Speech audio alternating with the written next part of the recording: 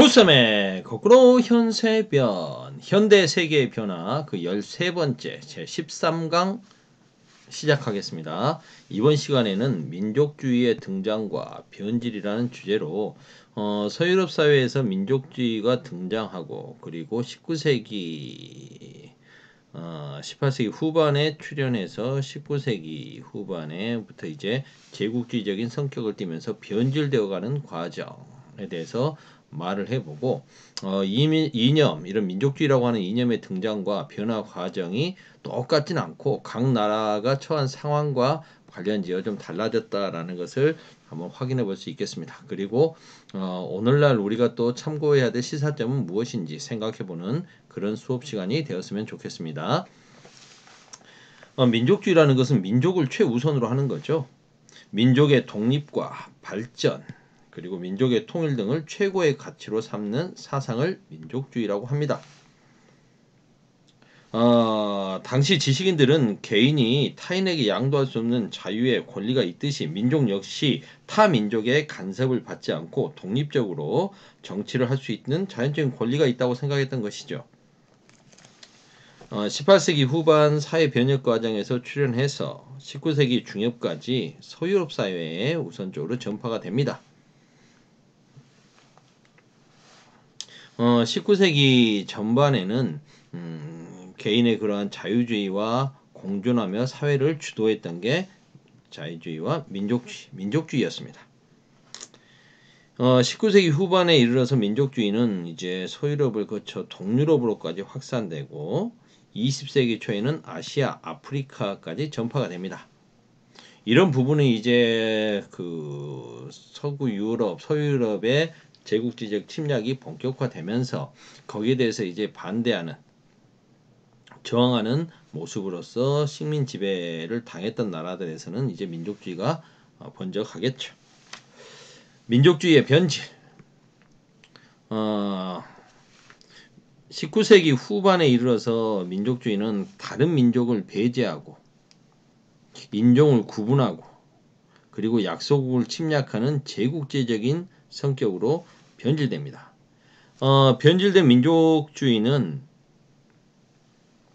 자유주의에서 이야기되었던 자유와 평등 이런 부분은 오히려 자신들의 팽창적 민족주의의 걸림돌이라고 생각을 하게 되는 거죠. 개인의 자유보다는 민족이 우선이다. 그러니까 자유주의적인 가치는 이제 무시되고 소수의 민족 이런 것들을 인정하지 않는다. 타민족을 혐오의 대상으로 여기면서 자신들 민족이 우월하다. 뭐 이런 식으로 이렇게 이야기되면 제국주의 침략의 명분이 되기도 했습니다. 19세기 후반에 이르러서 이제 또 다른 모습의 민족주의로 이렇게 변질되어 버린 것이죠. 긍정적인 모습이 아니라 이제 부정적인 모습으로. 민족주의에 왜 이렇게 변질됐는가? 19세기 사회적 불안기를 겪으면서 변질은 시작되었다라고 볼 수 있겠습니다. 정치적 지배층들은 사회가 불안해지면 이 대중들의 불안과 갈등을 이런 민족주의로 해소하려고 했던 거죠. 왜 이렇게 민족주의로 펜이 잘 안 써지네. 이렇게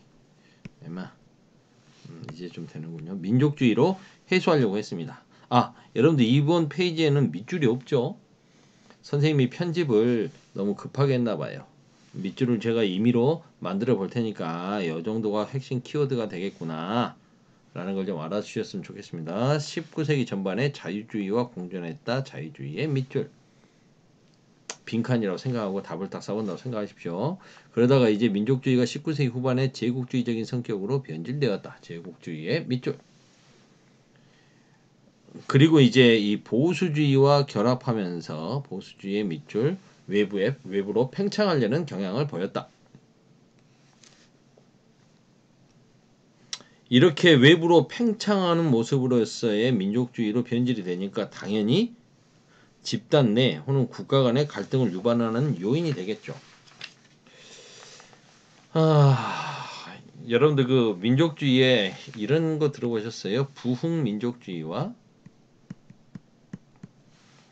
통합민족주의.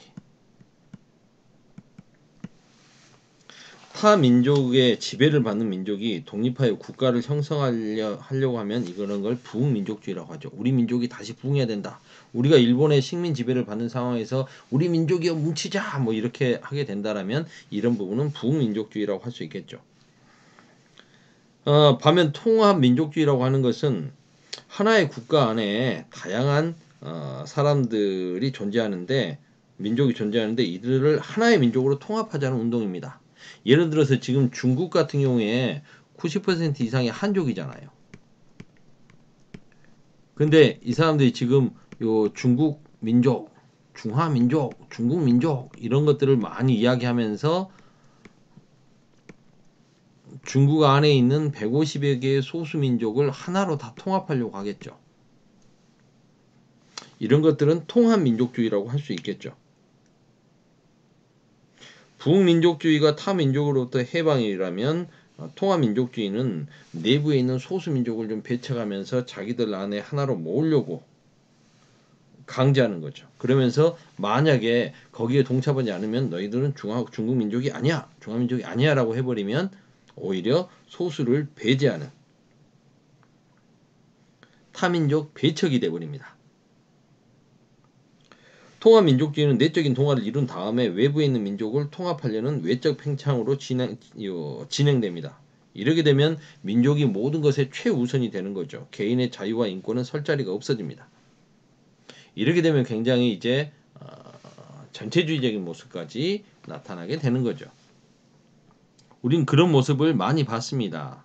20세기의 변질된 민족주의로서 대표적인 게 파시즘이었죠. 그 안에서 유태인들을 탄압하는 모습들, 극우적인 민족주의로 나가게 되는 겁니다. 선생님이 다소 좀 걱정하고 우려하는 부분들은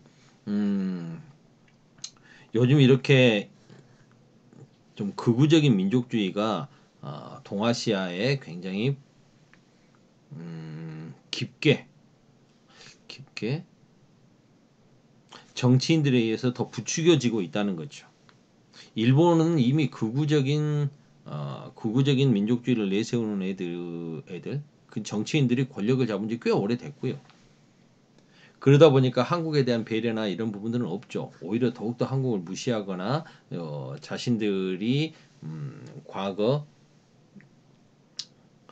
동아시아의 패권을 놓고 다투던 시절 영광스러운 시절이다라고 생각하면서 침략주의적인 제국주의적인 성격을 가졌을 때를 자신들 거기에 대한 반성이 없죠. 침략 전쟁을 했던 부분에 대한 반성은 없는 모습을 보여주고 있고 중국도 이제 보면 그런 모습이 좀 굉장히 노골적으로 드러나서 주변 나라들로부터 약간 경계의 모습을 보이고 있죠.